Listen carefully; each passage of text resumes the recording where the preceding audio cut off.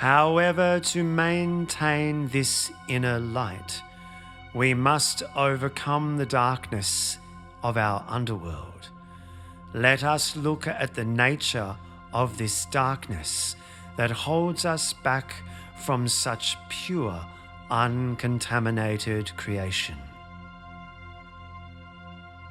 The archdemoness of Yesod is Lillith, the night spectre, ancient goddess of the night and its creatures like the screech owl, queen of the night of demons, derived from an ancient Mesopotamian disease-bearing wind spirit, and equated with the degraded goddess of the underworld, Ereshkigal. Thus, when people stopped acknowledging and dealing with the darker side of themselves and the world around them, Lillith was forged. A disgruntled and vengeful female spirit that destroyed the sanctity of hearth and home, health, family, and loving exchanges in relationships. The Babylonians buried talismanic bowls with inscriptions to ward off the Lilithu demons of the wilderness that were said to make children sick and to sow fear and doubt amongst family members. She is the bearer of destructive witchcraft and the lure of seduction that destroys marriage.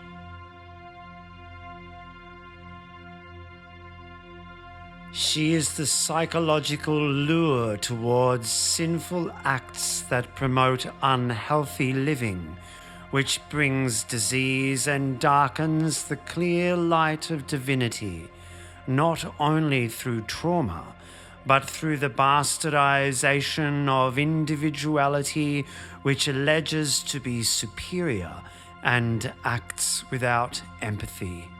She is the dark spirit in the psyche, bitter from its loss of innocence, that seeks revenge by destroying the innocent. However, in Babylon she was described to be male or female. Thus, any person that sought maliciously to destroy the innocent were possessed by the Lili, male, or Lilithu, female. Lilith, the primordial wild female spirit, was alleged to have first been offered to Adam, humanity, as his wife, but she refused to be subordinate to him and was cast from Eden.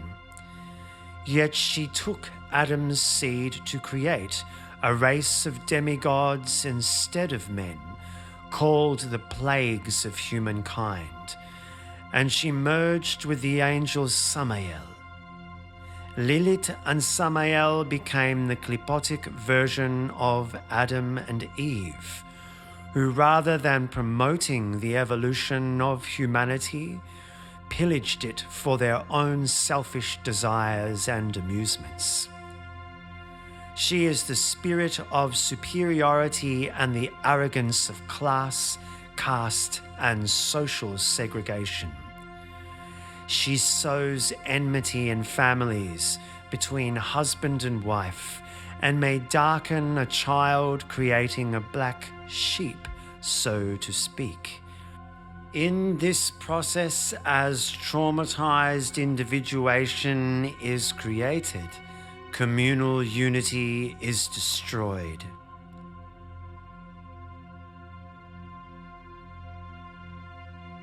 She is the wild chaos that unhinges order in society, the sorcery from the primordial races that preceded humanity before it began to adhere towards divinity.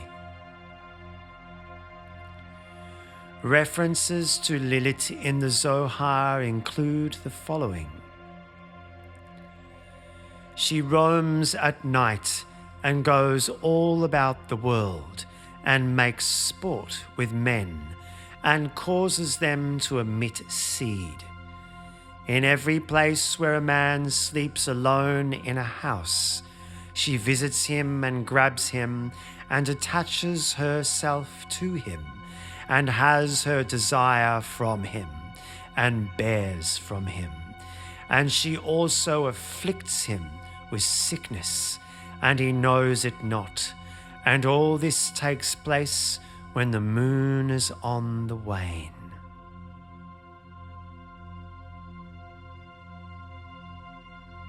Babylonian texts depict Lilith in the position of the handmaiden to the high priestess of Inanna, Ishtar, as the chief of her temple prostitutes who did her bidding, seducing and manipulating social ties. Her demon was forged when the spirit lost its connection to the Holy Mother Inanna and roamed free as a succubus, creating social havoc. She is said to be the progenitor of dominating bloodlines, the Anunnaki, the sons of the gods, the giants of old, or men of high renown that became the oligarchies and corrupt monarchies of the world, claiming superiority over mankind and enslaving them for their own devices.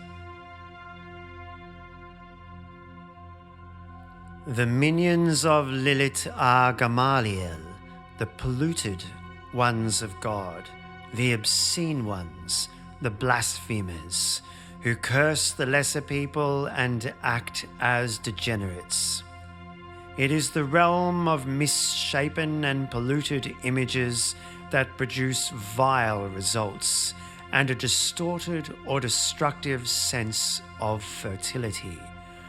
On a plain physical level, this signifies the sexual urge which is never satisfied, but always demanding new and stronger stimuli, and thus consuming vitality and creativity without offering anything in return. Gamaliel is an angel and a devil. In the Nag Hammadi and other Gnostic literature, Gamaliel has the meaning of recompense of God, or God's reward. Gamaliel is a great aeon, or angel-like demigod, whose name is mentioned frequently for graciousness and protection. Yet this gracious angel becomes a devil when our corruption or sins reward us with a profligate form. They are like the corrupt aristocracy that is always overthrown for their decadence and lush indulgences at the expense of the poor. In their distaste for humble people, they become distasteful in themselves. Yet in God's eyes, we are all equal. They are the misshapen and polluted images in Yesod, as they form before their manifestation in Malkut. Their outer form is Ogiel, those who flee from God. They are licentious and loathsome, and associated with rapists, pedophiles, and souls that have fallen into depravity. Thus, to redeem the soul in Yesod, all virility and fertility, united in its creative essence, must be channeled and moulded with the virtues of the divine realm.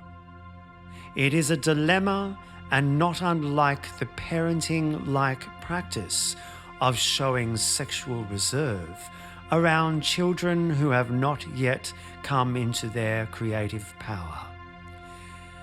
It is like Adam and Eve after their first coitus, that taste of their creative power, and who then feel shame, the natural emotion that guides us to show responsibility with such power.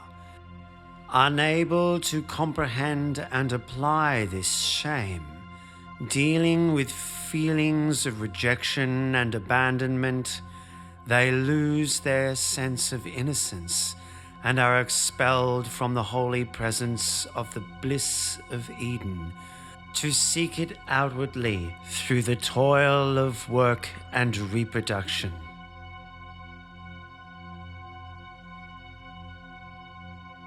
The Gamaliel are the devils of shameful feelings that lead individuals to perform shameful acts in rebellion of their responsibility with creation. Yet to hold shame as a guide for our creative acts morally and ethically brings the reward or recompense of social harmony and soulful luminescence.